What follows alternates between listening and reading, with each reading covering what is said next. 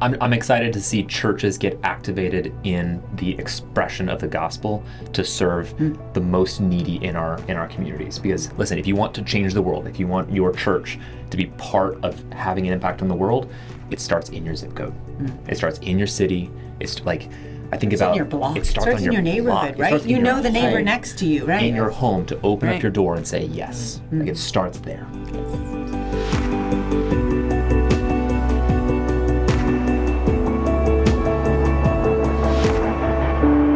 So just to start, I thought maybe we could kind of go around the table and just give a really high-level overview of who you are and how you are connected with Better Together. So as we navigate this conversation, people know, what perspective you're bringing to us. So Stephen, I don't know if you want to start. Sure. Who you are, what you do, and how Yeah. you're engaged with Better Together. For sure. So my name is Stephen Freeman, and I've been connected with Better Together for maybe 5 or 6 years at this point. So our church has done job fairs, and I'm a host parent as well. But I'm here in the capacity of I'm part of the community board. Okay. And so the community board just helps Better Together network and get to know other organizations and other churches and other key people in the area as they're serving more people. So Better Together is very close to our heart for me, my wife, and our kids. That's awesome. Yeah. Paula? Paula Baumgardner, and my husband and I have been involved about a year.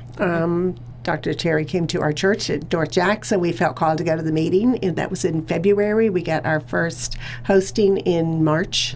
We did 7 hostings last year. Wow. We had one for 10 weeks that we finished in the middle of January. So, incredible. yeah. Great, thank you.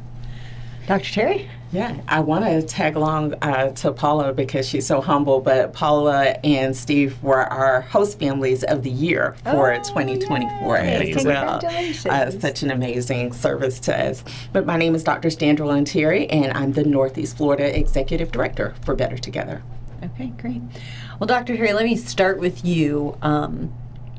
Just give us a really quick understanding of Better Together. Who are you? What do you do? Just so that our listeners understand. Yes. Better Together is a statewide nonprofit. So we're in 6 regions that cover 48 counties across the state of Florida. And our mission is to keep children out of foster care and families together.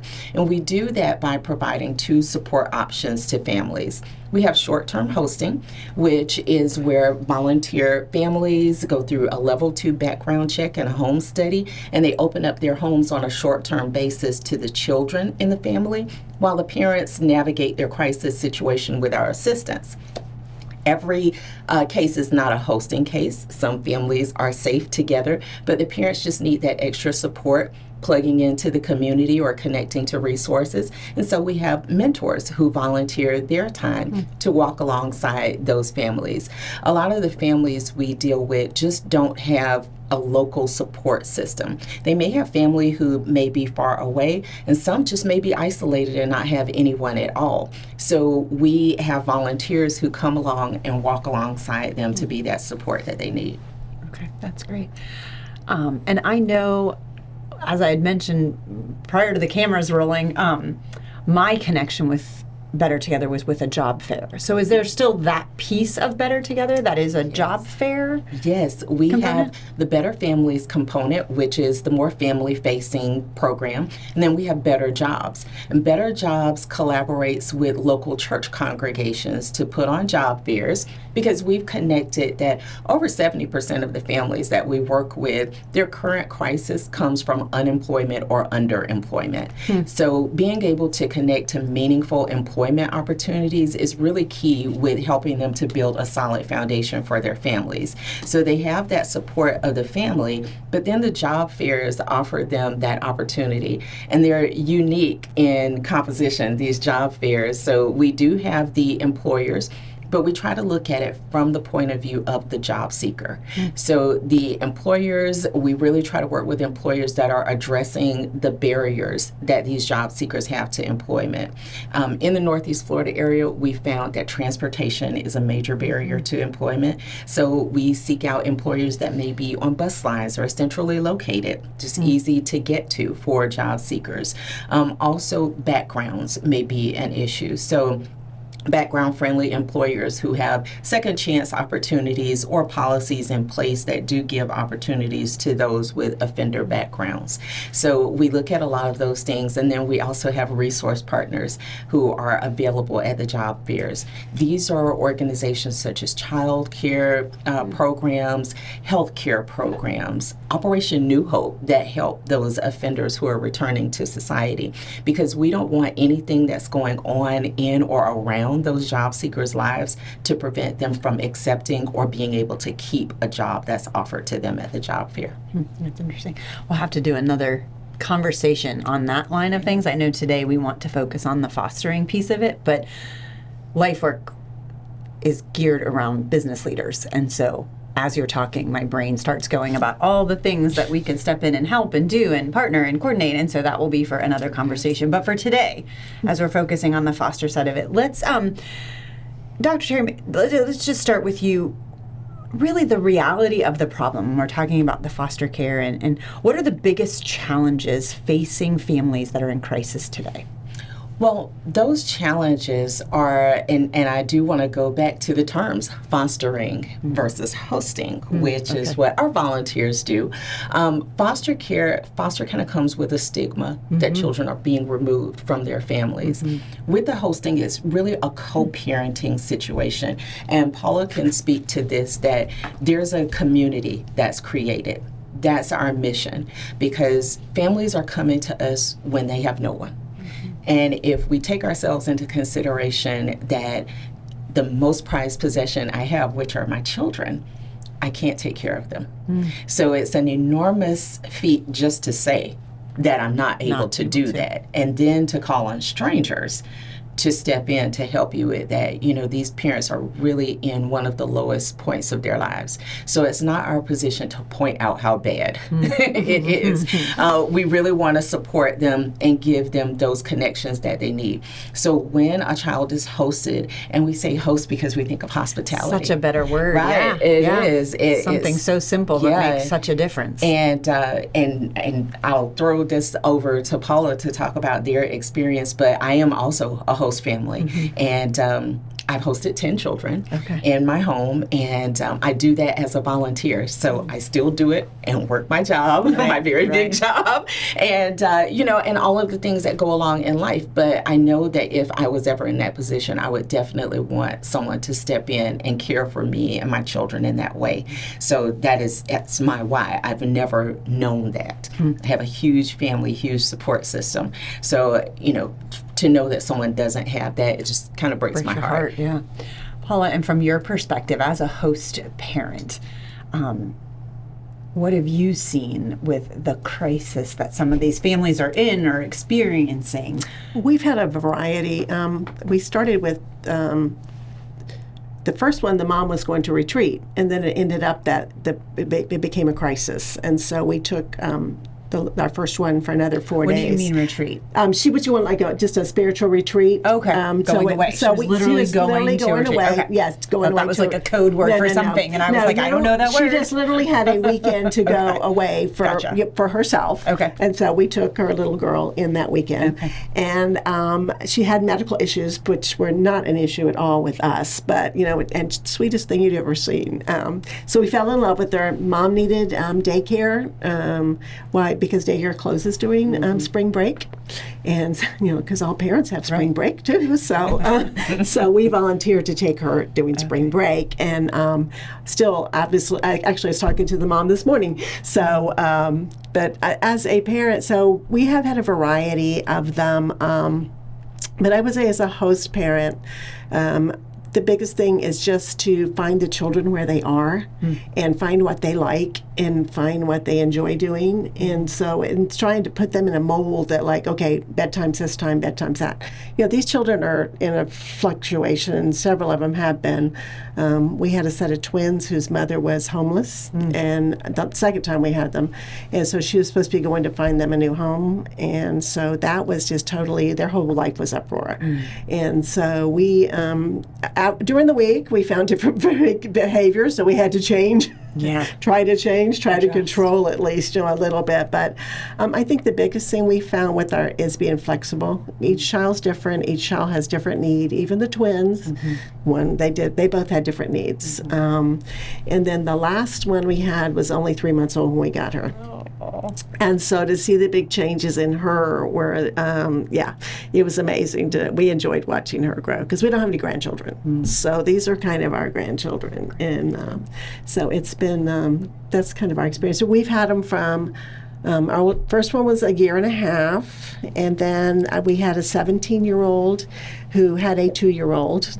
And so DCF brought our Children's Services brought her to us one night after midnight, and we kept her for 2 days. And my big thing with her was to let her be a teenager, not a mother for the 2 days that I had her. So I tried to do as much as I could for her son that he would let me, and let her just be coming out of the crisis that she came out of. One thing that you said that stands out is that first person who came to you and I talked to her this morning. So much of the crisis that shows up is because of a lack of community, right? And so when you remove the community aspect from someone, any speed bump just becomes this huge mountain because you don't have those integrated networks. And what I really like about Better Together is they're not just solving the symptoms of the problem. They're plugging them in with community churches, like churches who have networks of community and support systems and are rallied around and can gather around and wrap around these families and help support them. And so it's actually solving the root problem, which is I don't have a network of people who are supporting and caring about me, not just I can't find daycare for my kid today. Better solutions, we were talking about this just the other day, systematic change. Rather than jumping in, when they're drowning at the bottom of the river, catching them at the top. How does Better Together step in and help that better solution, that systematic change that they're looking for? What are some of the things that Better Together jumps in to do? One of the things that comes to mind, our CEO, Megan Rose, she made this comment once and it just stuck with me, that a lot of people can't make better choices because they don't have better options. You can't make good choices without good options. So you notice when Paula was speaking, all of the children, their parents had different varying situations. They weren't all in super crisis mode. We're on the preventive side. So when we're working with our community partners, that one mom that she spoke of that was going to a retreat, she's a member of a group with a local nonprofit that provides support to mothers who may be coming out of different situations, domestic abuse, trafficking, all different types of situations. And they are fortunate enough to provide a retreat for the parents once a year. This is actually how we got involved with them, because they had so many parents that were going through the program throughout the year, but this amazing opportunity for this retreat, over half of the people in the program couldn't attend because they had no one to watch their children for the 2 or 3 days to go to the retreat. And this is where Paula was initially introduced to hosting. She was hosting for that mom. Of course, later on, there was an actual crisis that the mom went into, but she had someone to come back to. So that's what we're seeking to do, is connect them with community resources. We have seen some of the families that we work with have become members of the congregations because a lot of the visits, as I mentioned, it's a co-parenting situation. So we encourage nightly phone calls or FaceTime, weekly visits with the children. And a lot of these visits happen at church. So, and are these placements, and again, I might be using the wrong words because I'm only thinking of a foster care system, right? Are these mandated on the parents, or are these all compliant? Like they're willingly saying, hey, take the kid. I have friends who don't understand the hosting. So I kind of explain it as volunteer fostering. That these people have voluntarily given up their children, but it's not like the state where they can't see their children while I have them. If they're in state foster care, they're in state foster care, and you're done. And so we make arrangements on our long-term ones for the parent to be able to see them at certain times. And I will tell you my one interesting one, the last one we had, I said, okay, if you want to see her, we'll be at church on Wednesday night. Oh, I'm not coming near a church. I've had bad experiences, churches. I'm like, okay, fine, that's where we'll be. And the next phone call I get is like, what time will you be at church? So, and then I have lots of prayer support from different friends that that know what we do, and it's amazing. So. Yeah, and our program is 100% voluntary. The purpose of the program is to keep children out of the foster care system so that all those mandates aren't there. A few things that we look for when we're speaking with parents is, number one, the parents buy in to the program. We are there as a support system. So the parents need to provide 51% of the effort in this situation. They're really setting goals, and we're working with them to create a realistic and reasonable path to achieve those goals. So you'll place, I just want to make sure I'm hearing it correctly, you'll place I keep saying students, I have a teacher background, but you'll place the kids in a host family, and then you will come alongside the parents and help them in whatever area. So it is a wraparound service, for lack of a better word, where you'll get them plugged into different things in the community, but you will help the parents navigate it as well as come alongside them. So it's this perfect to snag someone else's name, continuum of care is really what it is. So a parent is introduced to us. They may be referred by a church or an organization, the Department of Children and Families, who may show up at a home and say, Tammie is really not abusing or neglecting her children. She just needs some support. We don't want to put these children in foster care. Probably don't do that to my daughter, but maybe my sons. I mean, let's just put it out there. Sometimes they drive me to where there may be abuse. Those boys. We do get a lot of referrals from the actual Department of Children and Families, because they're not the big bad wolf who wants to take your children away. There's just not options a lot of times. There's no extended family to be able to come and take the children. If it's an environmental issue in the home, we know that you're not abusing the children, but they can't stay here. So what are your options? We could call a family member. Well, I have no family members. You could call a friend. There are no safe friends, or they don't have space or capacity. So we work alongside church congregations, and we do what we call a launch. We come into the congregation, we work with the leadership. We take about 5 minutes to share what we do and the volunteer opportunities, and then we kind of set up a table in the lobby, and if you want more information, you can come by and see us. That's how Paula and Steve got connected to us. We did a launch at their congregation. They signed up for more information, and they decided that host family would be something that really spoke to their faith and what they wanted to do in the community. So at that point, they go through a volunteer training. They do a level 2 background check. We come to them and do the fingerprints. We do a home study where we come into the home and first and foremost assess for safety and sleeping arrangements. And then we have a conversation with the family. What are your preferences? What's your motivation for doing this? Paula and Steve have been great with the little people. Like she said, they don't have grandchildren, so this is that perfect opportunity for them to, help in the lives of some young people. But that's how that happens. And then when a family is introduced to us, a family can self-refer. They can go on our website or call our 24-hour number. A community agency may recognize that this parent needs some assistance and refer them. But once we connect them, we go through some intake, talk with them about their immediate needs, their goals, and what they need in order to support that. We provide hosting, mentoring, and job coaching. We don't have financial services. We don't have mental health support. We don't have clothing and things like that. So we really work with the community and other community organizations for them to be able to do the things that they do in a great way to support these families. So when Paula and Steve host a child, if they need diapers, wipes, a pack and play, all those types of things, and I could call over to, these different agencies, and they support us in those. So 2 things as you were talking, and Paula and Stephen, maybe you guys can talk to it too. Keep talking about partnership with churches and faith. So this is clearly a faith-based organization. Yes. Are families aware of that as they engage? Is there a requirement for families? Like you said, the ones like, I'm not doing church. How do you navigate that with being so connected to the church community and a faith community, and then potentially working with families that don't share that? Yeah.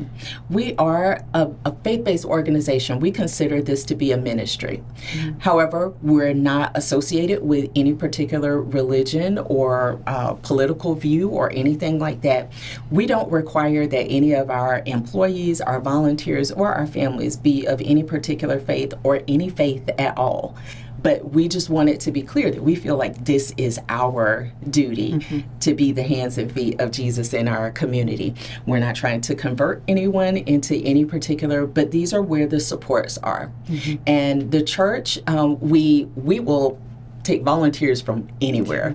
Anywhere out there, where are the cameras? Anywhere. We will work with volunteers to, be host families, mentors, and job coaches. But two things that we see from working with the church and faith-based community is that, number one, they're already mission-minded. Yeah. So they're already feeling we don't have to sell them on the fact that this is something we should be doing. And number two, it's a ready-made community. If Paula and Steve are, she just attested to the fact she has a ready set of prayer partners, people who could come over, meal trains, gift cards, diapers, wipes, all those things. Her church family is going to wrap around her just as Steve does, wrap around them if they're hosting a child. Yeah. It's crazy that I didn't, again, shame on me because I'm familiar with Better Together, but my husband and I did respite care for foster. Yeah. And Super needed, like deeply it valuable, is, but needed as you're service for those talking, families. I mean, I'm throwing numbers out there, but of the kids that I remember that we did respite care for, I would say most of them probably would have been better off in this environment versus being in foster care. Yes. Yeah. Just the, families that we were engaged with. As you're talking, I'm like, man, they went right to foster care. And the reality is they probably didn't need to go to that extreme approach.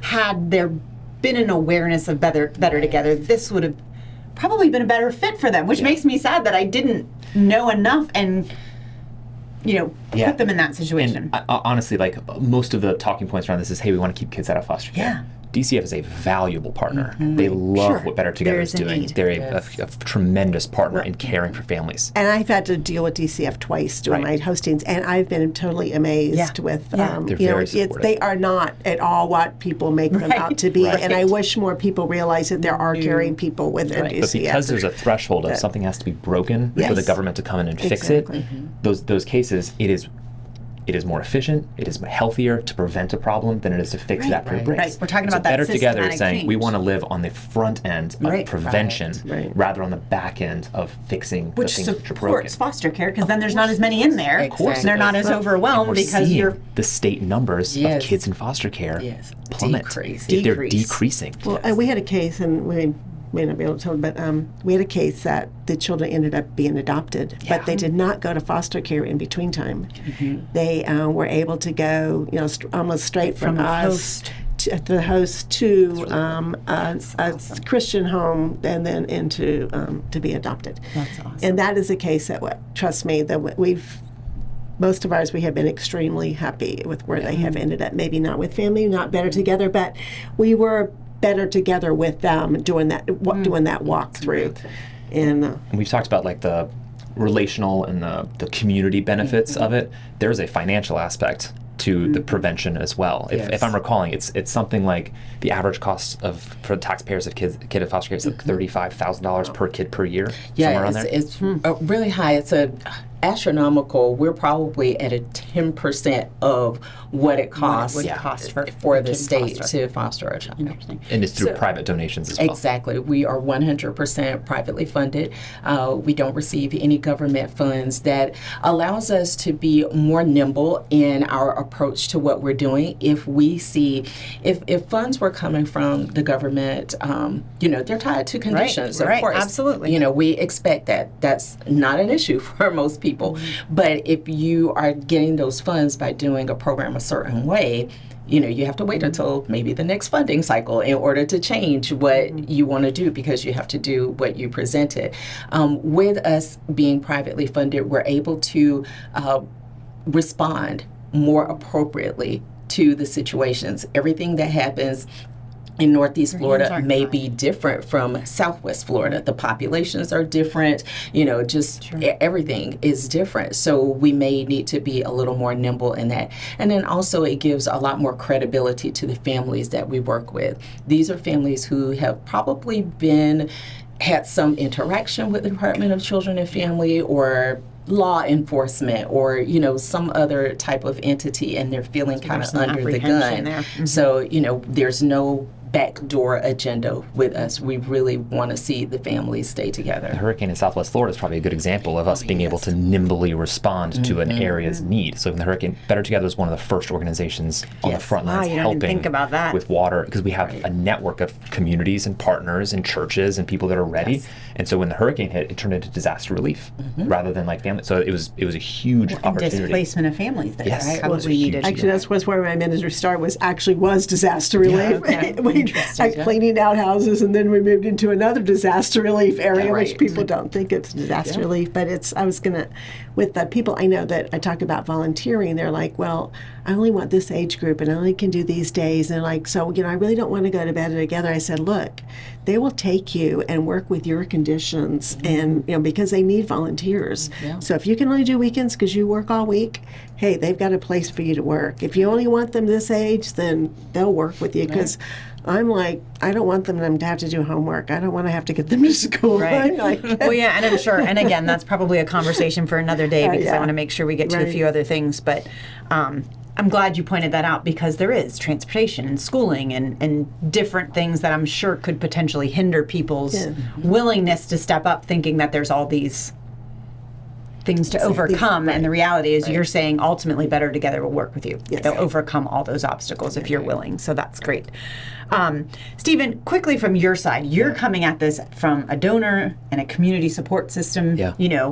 From your perspective, what can you tell the listeners about the blessing that it's been for you to be part of Better Together on this side of things? Yeah. I would say if there's an area that you're most passionate about, if you're like, hey, I don't like the idea of the government needing to solve a problem that the church should primarily solve, the answer is Better Together. They live in that space. If you want to minister to the poorest and the most needy in your community, that's why Better Together is sitting in this gap, right? If you want to see your church activated in some way that creates, that activates your congregation and gets them involved in work that matters and is impacting their literal neighbors, that's what Better Together is doing. I think back to like the early church, I think it was Emperor Julian that was saying, hey, these Christians are such a nuisance. But one thing I can't fault them for is they take care of their poor, they take care of their kids, and they take care of the kids of the Romans. Like they take care of our poor and our neediest.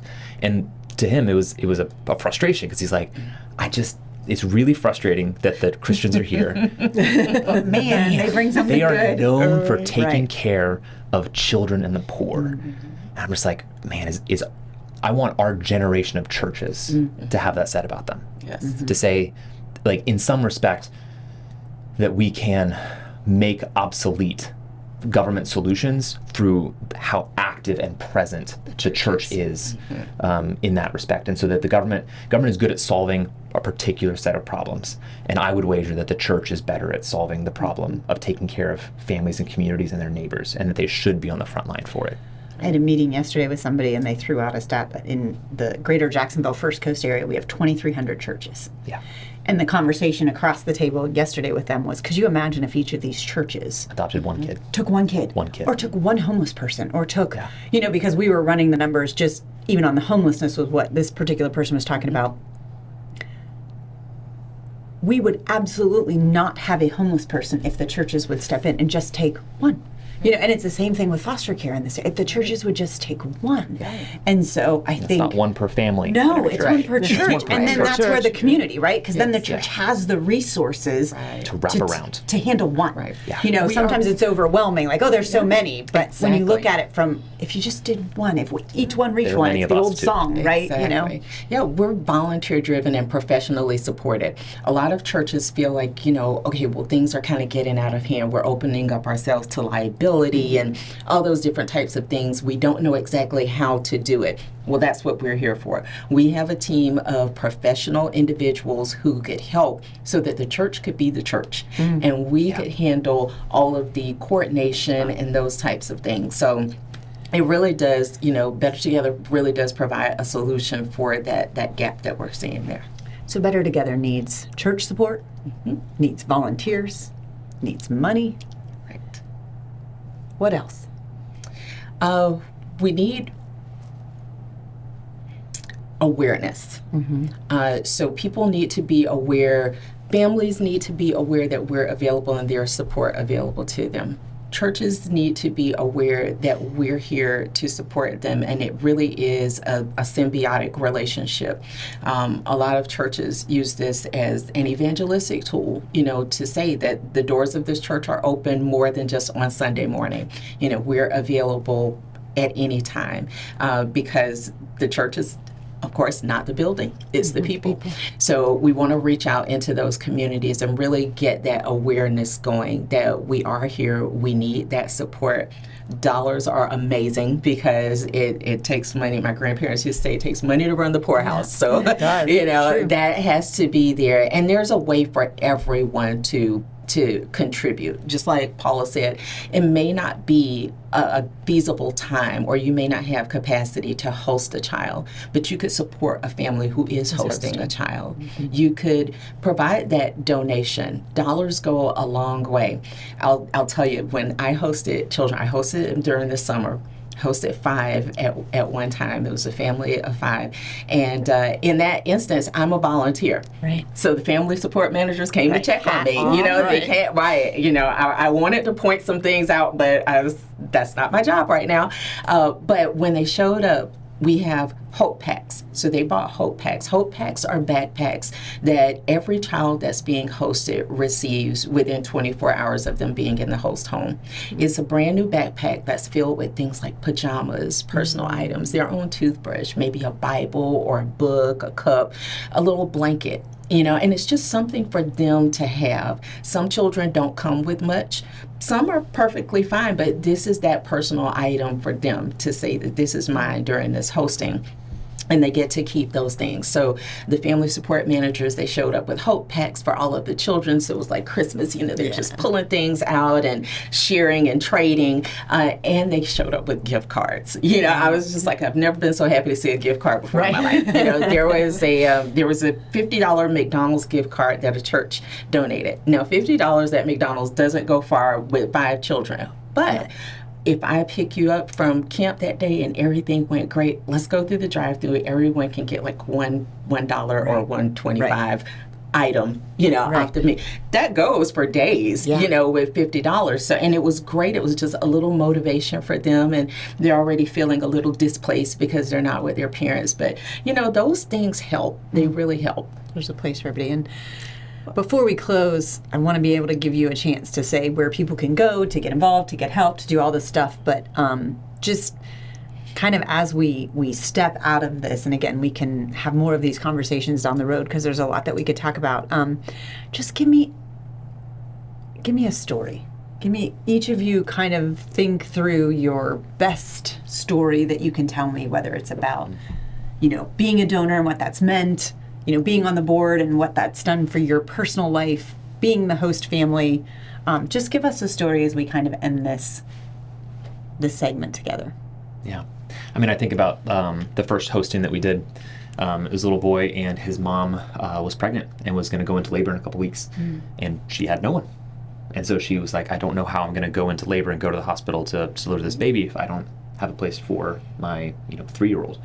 And so we said yes, absolutely, and it was really cool to see my older kids rally around the mission of taking care of this boy. He said, one of the things that we did was my wife and I, and then our 2 younger boys, we just got rubber bands and put them around our wrists, and we're like, hey, this is our week where we're going to be flexible. And is everything going to go great? Are we going to have to change our routine? Yeah, but you know what? God made us to be rubber bands. We're supposed to be flexible. And it was encouraging from the heart of a father to see my sons see our family on mission together in our home, because it meant that our home could be a sanctuary and a respite and a safe harbor for someone. And I think about the reunifications too, like those reunifications every single time, because the goal is to keep families together. And so the reunification process is a party. Like it is a celebration. Anytime the parents get back together with their family, anytime that the parents get back together with their kids, because that's the goal, is for them to be able to be families and to have ownership and autonomy and agency in that process, rather than saying, I'm a victim, you solve the problem, and then if I can get it back, great. It's like, no, you got a job to do. You got work to do. Like, work on it. And then when we get back together, it is a celebration for those families, which is really special. Yeah. I think with us, it's funny because people look at us at our age and they go, how do you do this? How do you take a 3-month-old in at your age and get up at night with it and that? And I can tell you, and Steve can tell you, because there was only one night those whole 10 weeks that I was just totally exhausted and did not hear her. But I just think it's amazing that God could provide you the energy and what you need to do during the time that you have someone like that. I mean, it was great having my 4-hour break on Saturday morning when their parents took her. And of course, she was always in the church nursery. And the funny thing is, we're involved with the singles at our church. And this last week, we had a dinner, and the first time we didn't have her, and they're like, well, where is she? You can't go without her. And so she did become the community baby. Yeah. But for us, it was just God providing what we needed physically. And the mental, the material stuff is not a big deal for us. I mean, we can handle that. Parents helped out with that, but just, knowing that, people look at me and go, you're how old and you're keeping this kid? Are you going to adopt this one? I'm like, no, at 90, I'm not going to explain I'm her mother, not her great-grandmother.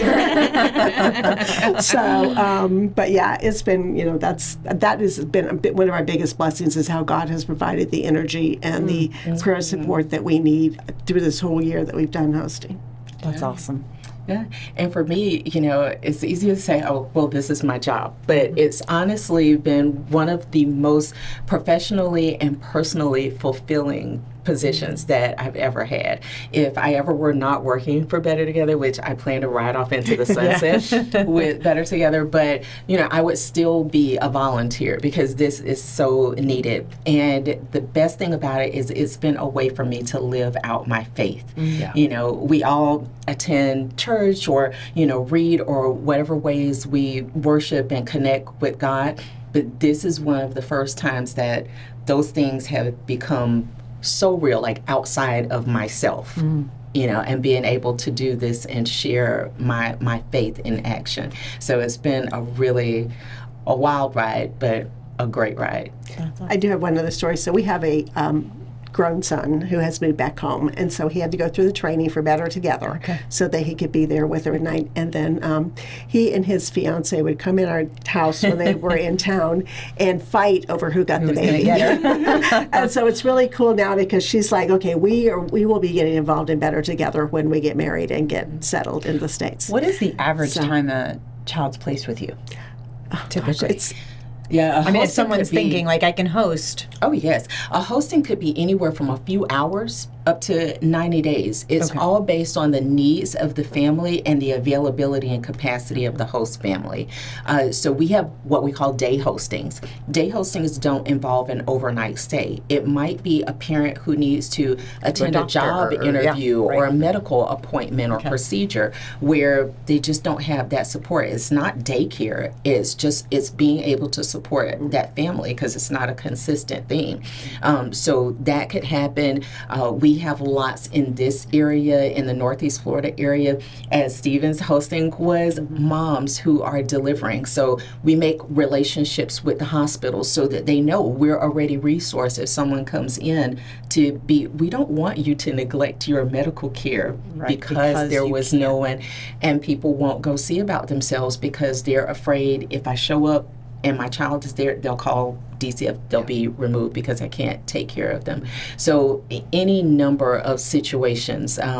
We live in Florida. There's a lot of grandparents who have their grandchildren and they just need respite. Like, just give us a weekend to be able to regroup.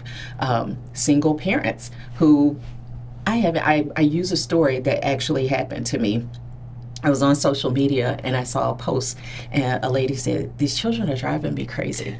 And she's like, I haven't cleaned my house in weeks. So I don't know what made me go to the comments, and people were saying, I'm praying for you. You got this. No, she don't got this. She just told you, I do not got this. Right, I do not got it. But no one said, bring me the babies. I'll come over. I'll help you clean the house. I'll watch them while you do this. No one did that. And that's why Better Together exists. This is your opportunity to be there for those moms, because if it goes a little bit further and she's experiencing that anguish now, that could turn into abuse, that could turn into neglect, that could turn into a whole lot of things. And we want to be preventative. So where do you see Better Together in the next 5-10 years? We want to eradicate the need for foster care. Love it. It's great. We want all churches in all of the counties in Florida to be engaged. We want volunteers in every county to be able to support families. Okay. Well, I think as a volunteer, my goal is to let other people know that you can do this, that it is not a lifetime commitment. It is not even a, like Dr. Terry said, it's not even a full weekend commitment if you don't want to do it, but then it's you can do your part with just taking them if you have kids and you're doing an activity, take them with you. It's just, and that's my goal. And because if you go to my Facebook page, I repost most everything from Better Together. It's out there for all my friends to see, and it's like, they're like, oh, wow, that's great, you do that. I'm like, yeah, but you can do it too. You need more Paulas. Yes. Right? Yeah. Yep. That's great. That's great. How do we get connected? Better Together is a 24/7 operation. There is someone available and on call in every region of the state of Florida. We have a website, which is bettertogetherus.org. Say that again. bettertogetherus.org. And we'll make sure that information gets out. There's also a hotline number that's on the website, and we'll share that number as well. And you can call at any time. It will connect you to whatever region you need to be connected to. So if you're watching this in Duval County, but you know someone in Marion County who may benefit from this, or who you think would be a great volunteer, they can go to the website and they could be connected to someone in their area. That's great. All right, final words. Yeah, I'm excited to see churches get activated in the expression of the gospel to serve the most needy in our communities. Because listen, if you want to change the world, if you want your church to be part of having an impact on the world, it starts in your zip code. It starts in your city. It's like, I think about in your block. it starts on in your block. neighborhood, It right? starts in You your know the neighbor home, next to you, right? in your home, to open Right. up your door and say yes. Like, it starts there. It's good. I would say you're never too old to do this. I mean, it's just, it's there to do in some capacity. If you may not be able to take a child for 10 weeks, which we had not planned to begin with, but God had other plans, and so we went with them. And you will find a community support when we walk into class now and we still get asked, where's the baby? How's the baby? It's. And we'll just close by saying we're truly better together. That's great. Well, thank you guys so much for being here today, for sharing. I've got my work cut out for me now to find out a little bit more how I can step in and help and connect. And we need to get you connected with Lifework, because I think there's a community of people that need to hear about this. So thank you. Thank you for what you do.